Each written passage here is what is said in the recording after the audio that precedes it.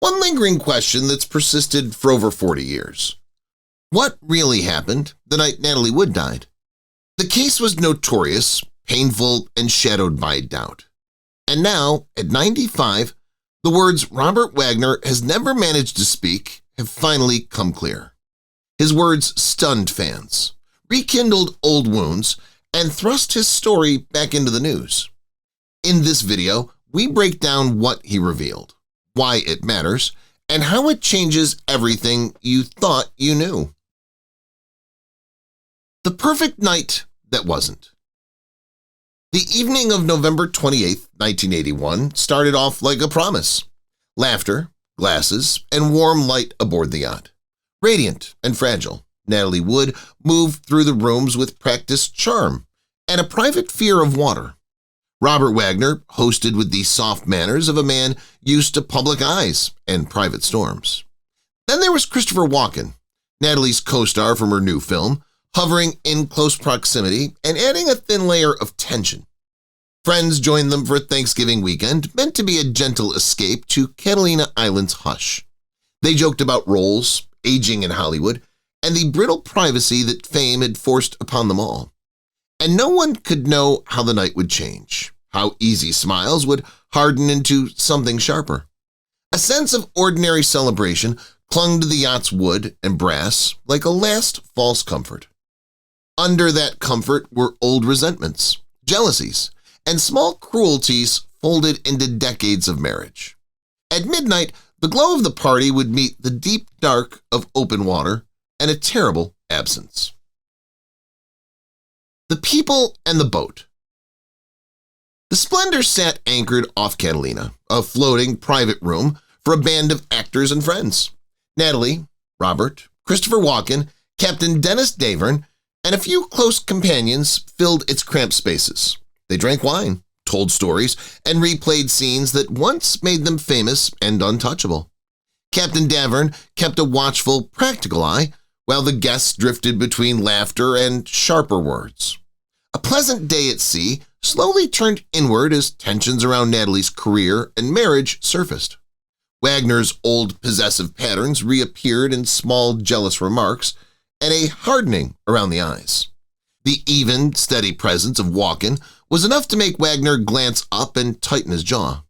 The most dangerous things on board were not the waves, but the old fractures people carried inside. What the yacht held that night was memories, secrets, and brittle roles each pretended not to see. The boat was a theater, inside which old acts played out again with the dangerous spontaneity of the unscripted. The argument and the bottle.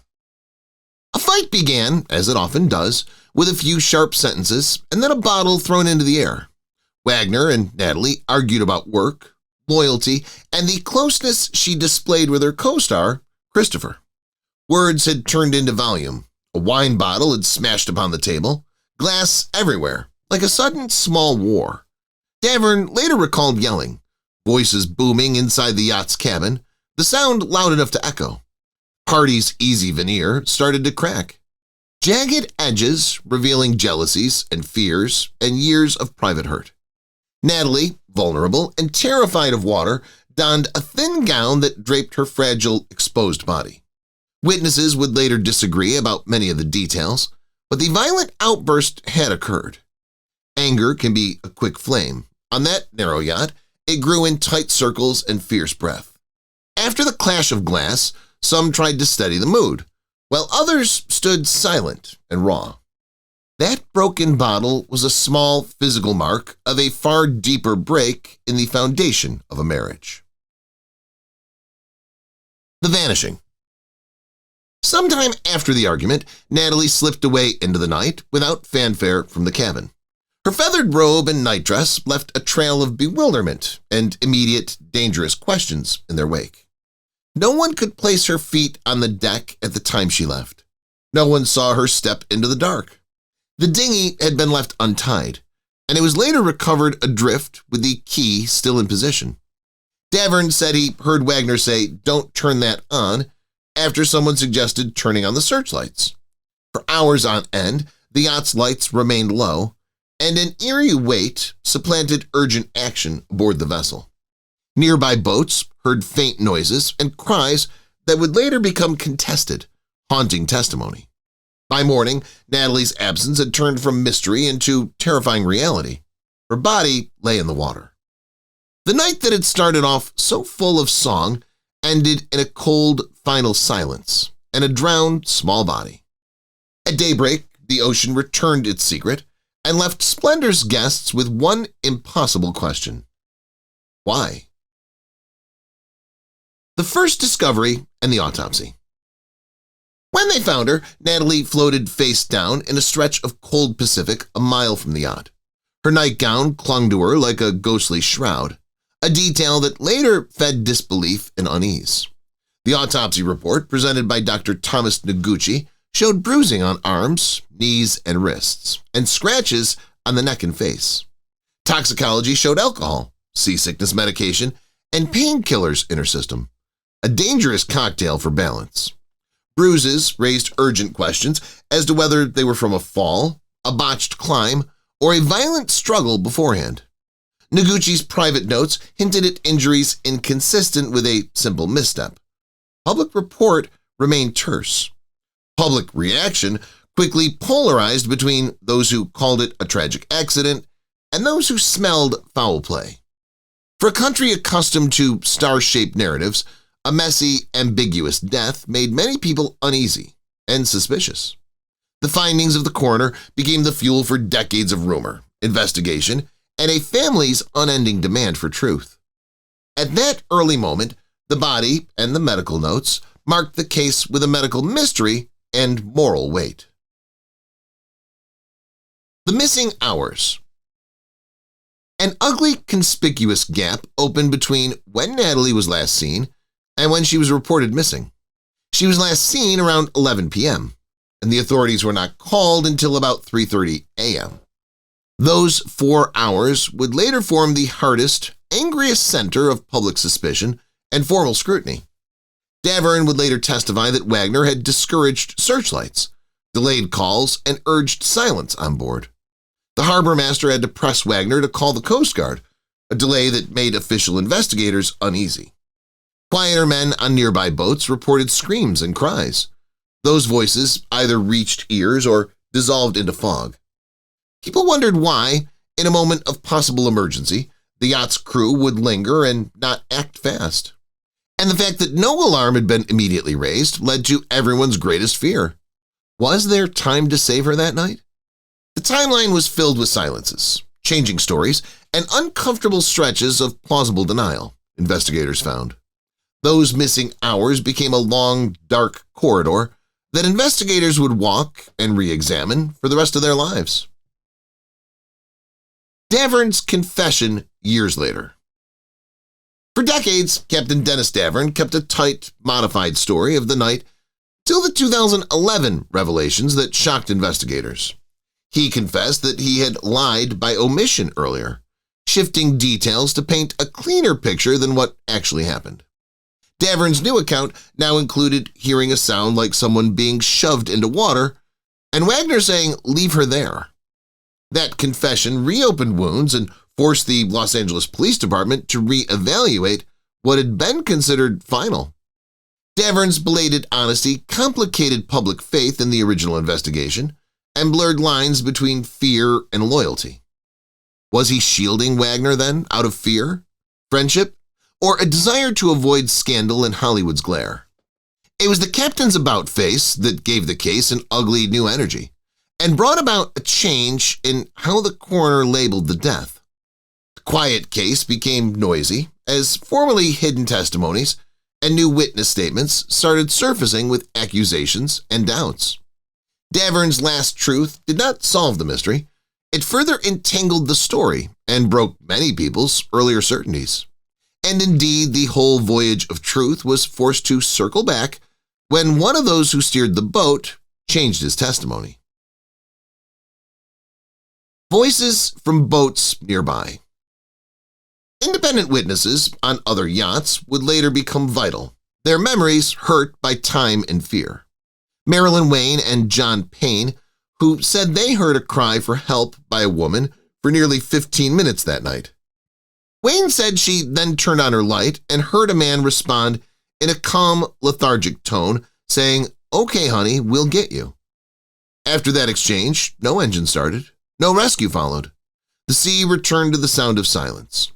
Years later, Wayne claimed she was threatened after coming forward, a note meant to silence that small truth. Another witness, who was a young fisherman, would later say he heard desperate cries pierced by the fog and dark. Voices scattered, imperfect, turned to shards, showing sometimes conscience, sometimes sparking conspiracy. Their testimony invited the horrifying possibility that help was nearby, aware, and yet blocked or disinterested.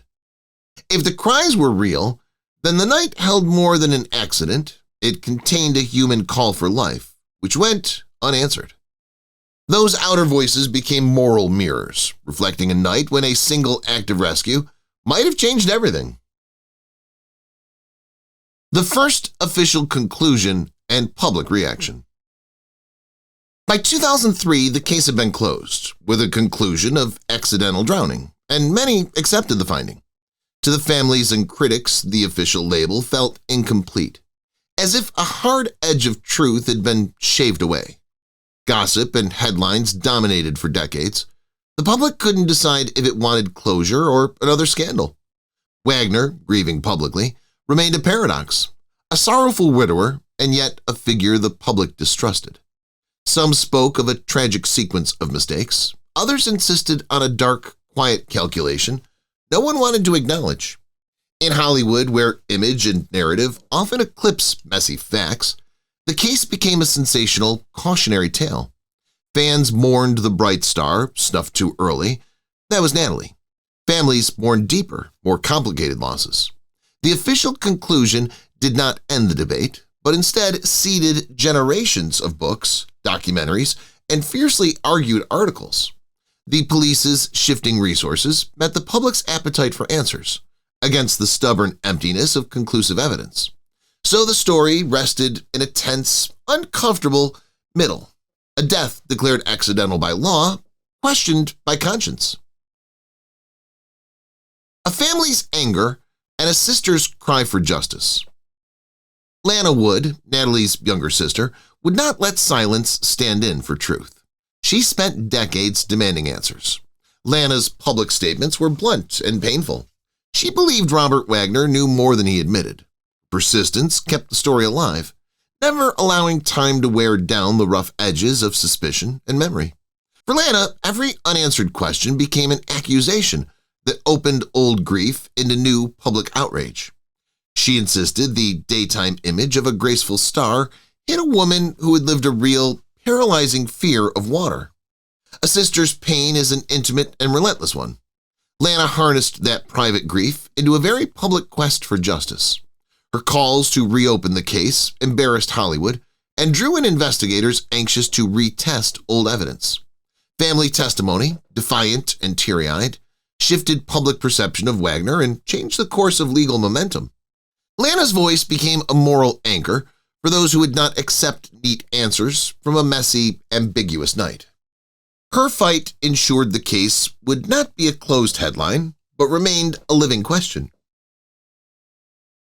The long, shifting investigation. The police reopened and closed the case several times over the decades, with each revisit shifting public belief. Old reports were dug up, witnesses re-interviewed, and new forensic perspectives applied to the same cold facts. Eventually, the Los Angeles County coroner changed Natalie's death certificate to reflect drowning and other undetermined factors. That amended cause of death in 2012 gave investigators room to revisit details previously dismissed as settled. Detectives labeled Wagner a person of interest in 2018, an official designation that would ripple through headlines. A change in police views did not equate to guilt proven. They did, however, show that certainty had never been theirs. The evidence remained circumstantial. What prosecutors needed was physical proof or a credible, consistent confession. Time altered memories, blurred sounds heard in a fog, and complicated where credibility should be placed in testimony.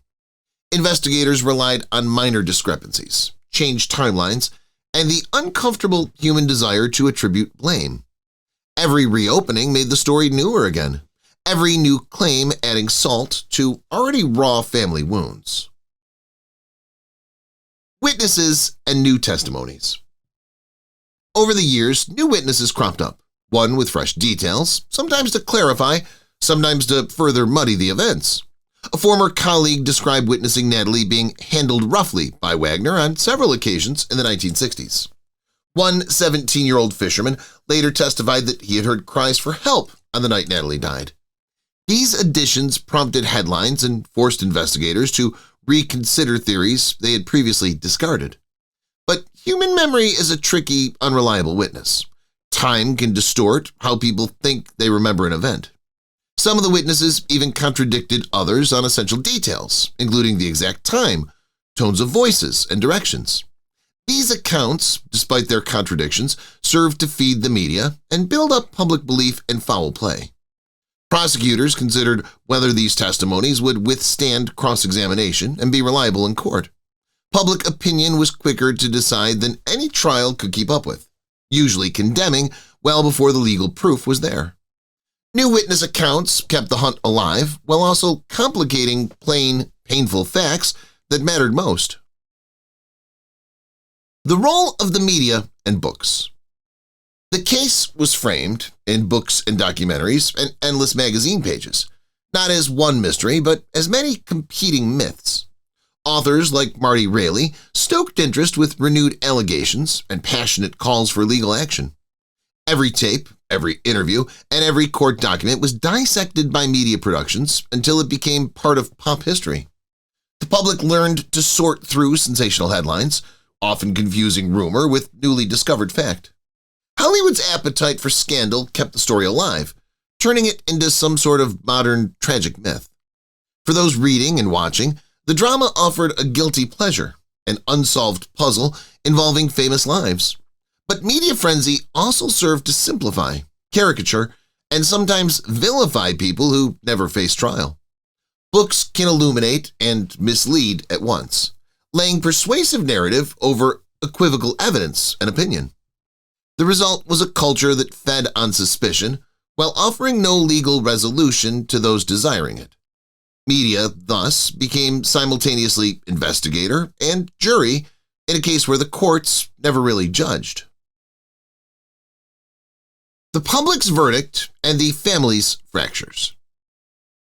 Public opinion was divided into camps, some who believed that Wagner was guilty of the crime and others who clung to tragedy as an accident. Natalie's daughter, Natasha, sprang to Wagner's defense, pressing for a more multi-dimensional and human picture of her father. This division tore families and fans, making private grief into a public performance and private testimony into a spectacle. To some, Wagner's silence was guilt. To others, it was a man broken by loss and unable to explain. The scandal revealed how the feelings of grief, suspicion, and loyalty can be stacked within one human heart at once. Long after the headlines cooled, survivors carried the heavy weight of ambiguous guilt that never cleared. Rooms that once housed secrets now had rifts in them, and those divisions hardened into lasting mistrust. At times, the cruelty of the public was like a secondary wound to those already afflicted with loss. Yet the debate persisted because unresolved pain invites explanations, however partial and unreliable these are. So the case remained alive in the public mind, less as a legal file and more as a cultural wound. Evidence that raised eyebrows.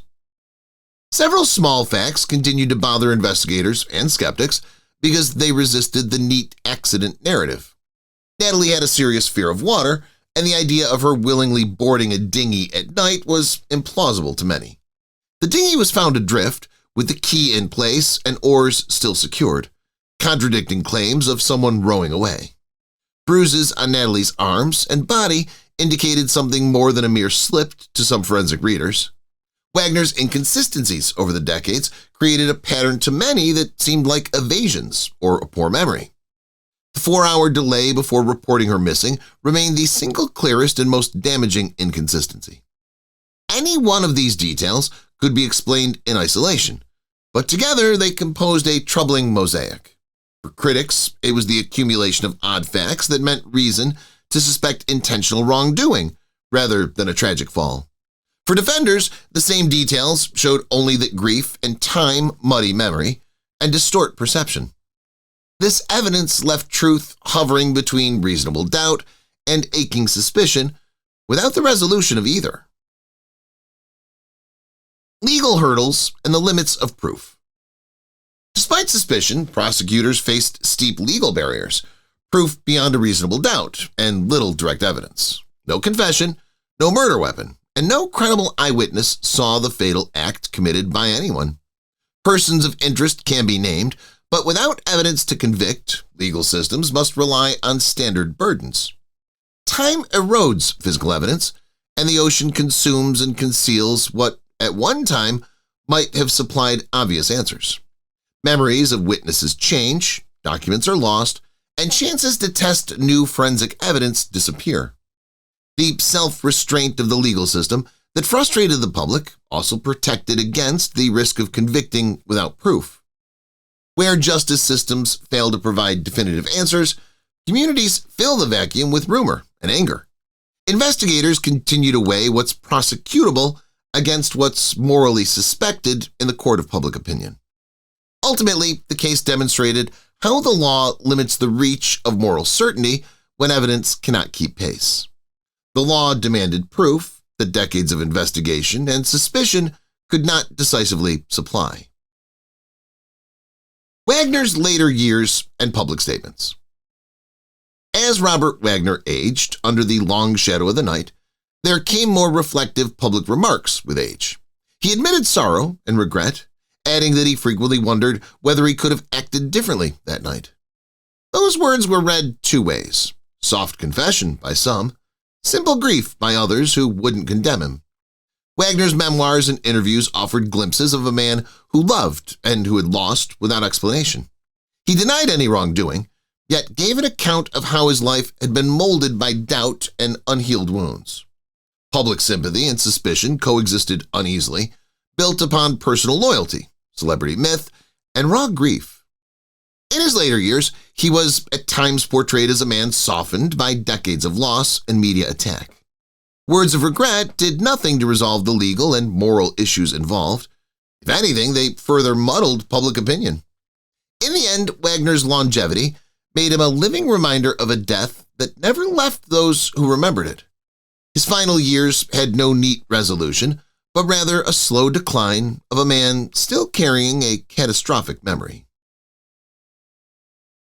The case in cultural memory. Natalie Wood's death moved out of legal files and into cultural myth, serving as a cautionary tale about the dangerous edges of fame.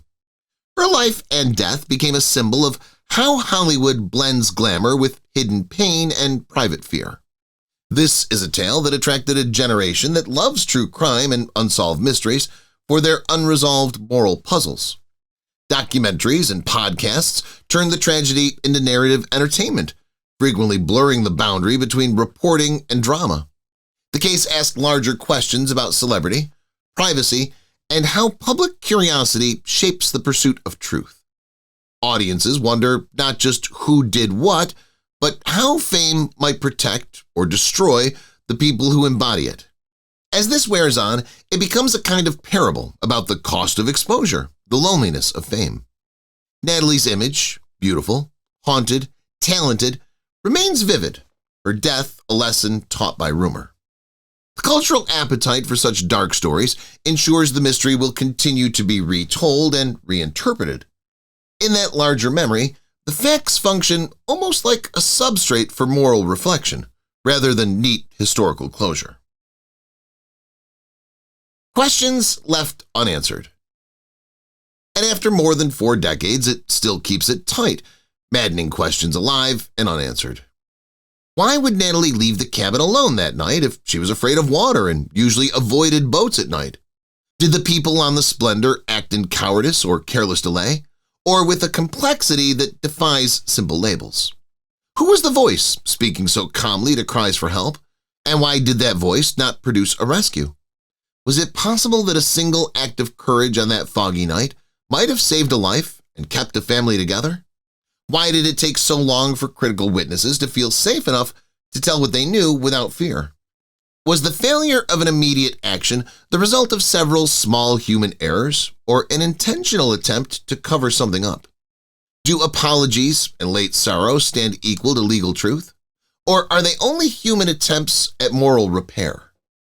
Each question that's left unanswered opens another. It's those gaps that keep rumors alive and official answers fragile. The case remained a mosaic of accusations, tender memories, and the stubborn silence of an ocean that remembers little. And so the story keeps going on to ask what each listener will decide to believe about that cold night at sea. The lasting human cost. Beyond headlines, accusations, and memoirs, the deepest harm is not to reputation, but to human hearts left raw. Natalie's family carries grief that a verdict cannot fix, and public suspicion cannot soothe in any lasting way. Wagner lived for decades under public judgment, haunted by what he could not explain and what he could not repair. Friends and children passed through the scandal's wake, their memories colored by rumor and media appetite. The case changed how lovers, parents, and fans remembered Natalie, not just as a star, but as a person who was taken away too soon. With every telling, the wound reopens because grief doesn't expire after some years or when new investigations end. Maybe the most honest conclusion is an admission of loss without absolute knowledge, a quiet human limit. We can recite the facts, enumerate the witnesses, and inspect bruises, but we cannot fully reconstruct that night's spirit. What remains is a mournful, unresolved tale of love and danger, a story that wants both justice and peace. In the end, Natalie's memory asks us to hold loss with care, to pursue answers with rigor, and to remember the human cost. The story of Natalie Wood's final night remains in that place where truth and doubt share the same space. We know the facts, the timeline, the witnesses, and the changing statements. Yet we're left with a silence that no report or interview has been able to break. It's a silence shaped by fear, love, regret, and the strange pressure that fame places on private lives. Natalie's death serves as a painful reminder of just how fragile people can be behind bright images and public praise. One night altered the circle of every life that came in contact with it, leaving scars that time cannot mask or smooth. Those who loved her still search for clarity, and those who study the case still hope for a final answer. Feel free to share your thoughts on this story and let us know what you believe, and be sure to like and subscribe so you don't miss our next deep dive.